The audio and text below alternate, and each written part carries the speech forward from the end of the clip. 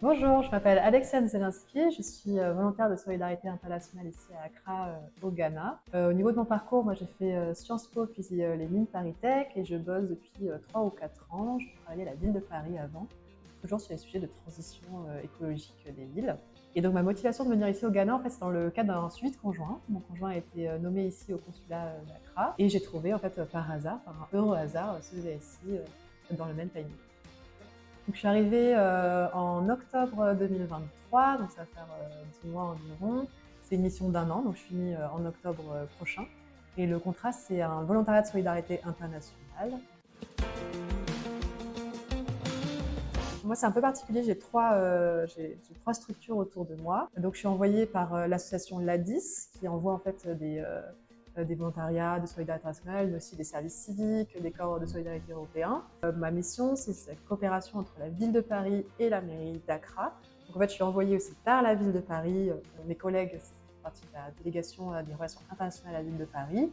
Et je suis basée ici à la mairie d'Accra, dans le bureau de la résilience auprès du directeur du département de la gestion des déchets. Donc la coopération entre la ville de Paris et la mairie d'Accra, c'est vraiment sur la gestion des déchets, particulièrement des déchets solides ménagers, c'est-à-dire les déchets qu'on a chez soi. Les deux projets principaux qu'on mène, il y a un projet, c'est le lancement d'une rue zéro déchet. En fait, c'est vraiment la sensibilisation des communautés locales aux différents impacts environnementaux et sanitaires de la production des déchets. Donc c'est à la fois les sensibiliser et proposer cette rue comme un laboratoire d'expérimentation sur le tri à la source et la collecte séparative des déchets pour justement réduire leur impact.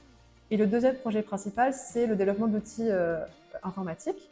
Donc on développe une base de données qui va être une sorte de plateforme collaborative où tous les acteurs vont pouvoir rentrer leurs données, c'est-à-dire je suis une entreprise de collecte, je vais pouvoir rentrer combien j'ai collecté aujourd'hui de tonnage, je suis le manager de la décharge, je vais pouvoir rentrer combien j'ai reçu et traité de déchets aujourd'hui, etc., pour avoir en fait vraiment une vision globale de la gestion et du traitement des déchets à Accra. Et le deuxième outil technologique qu'on développe, c'est une application mobile sur le type de Dans ma rue, c'est une application qui existe à Paris. Donc on va le développer à Accra, on va l'appeler One Saraga, c'est-à-dire on nettoie Accra.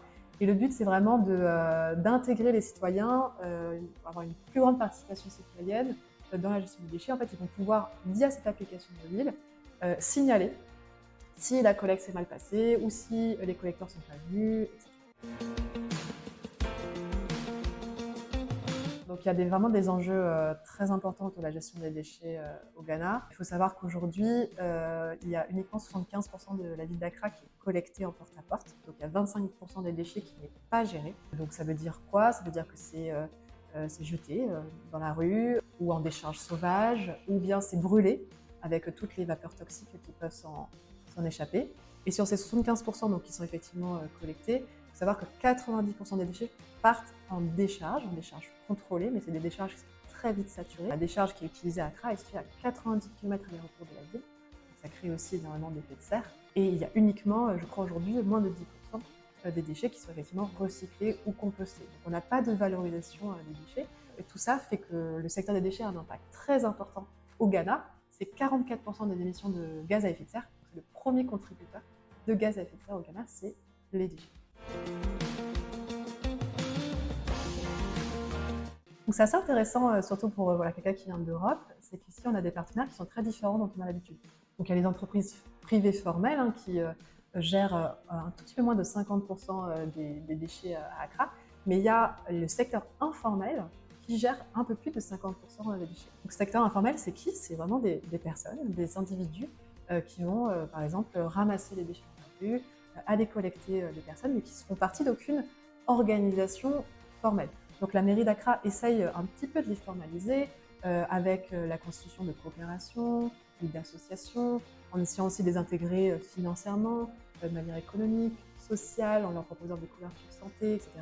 En essayant un petit peu de formaliser ces acteurs voilà, qui sont aujourd'hui difficiles à identifier et multiples, mais qui sont fondamentaux à la gestion des déchets, parce que j'ai dit, ils collectent plus de 50%. Donc sans eux, on n'en serait même pas là où on en est aujourd'hui. Je pense qu'il y a un enjeu majeur et un potentiel impact vraiment très important de cette mission, parce que l'objectif, c'est vraiment de sensibiliser et d'éduquer les gens et les communautés locales aux impacts de la gestion des déchets aujourd'hui. Donc par exemple, la rue zéro déchet, on va s'adresser à tout type de communauté, donc, les citoyens, mais aussi les écoles, donc les enfants dans les écoles, les parents, les institutions, mais aussi les institutions religieuses, les commerçants, enfin, tout le monde va être concerné par cette sensibilisation. Et ça peut avoir un impact majeur parce que, comme je disais, c'est une expérimentation pour intégrer le tri à la source, pour qu'après les entreprises et le secteur informel puissent collecter séparément, ne plus emmener tous les déchets en décharge, mais pouvoir retirer de ces déchets qui sont en décharge tout ce qui est recyclable et compostable. Il faut savoir que plus de 50% de la poubelle, c'est des déchets organiques. Donc on peut déjà retirer 50% du volume en le compostant et après en le réutilisant dans de l'agriculture, etc. Donc ça a vraiment un potentiel impact vraiment très important. Je pense que la difficulté principale, c'est lié au contexte culturel. Enfin, forcément, on va être avec des méthodes de travail complètement différentes, alors s'y adapter, comprendre comment ça fonctionne, essayer aussi plusieurs méthodes de travail pour atteindre ces objectifs, avec une gestion du temps qui est assez différente en fait de la nôtre, qui va demander davantage de patience et de résilience. Donc en miroir, les compétences que j'ai pu développer, c'est principalement la capacité d'adaptation pour à chaque fois, voilà, essayer des nouvelles choses, comprendre surtout comment ça fonctionne, bien observer pour s'y adapter. Et je pense aussi compétences en termes du coup de gestion des partenariats que j'ai pu développer ici.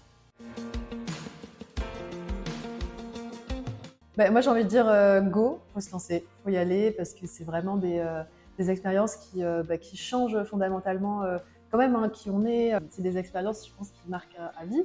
Donc il faut y aller, il faut tenter, il faut prendre ce risque-là. Je pense que c'est vraiment très valorisé. Mais ce qui est important c'est voilà, de bien réfléchir à la cohérence de son parcours, de se dire ok quand je rentre, qu'est-ce que je vais faire, comment je vais utiliser cette expérience-là pour vraiment la mettre en valeur et réussir à choper le prochain poste qui nous intéresse.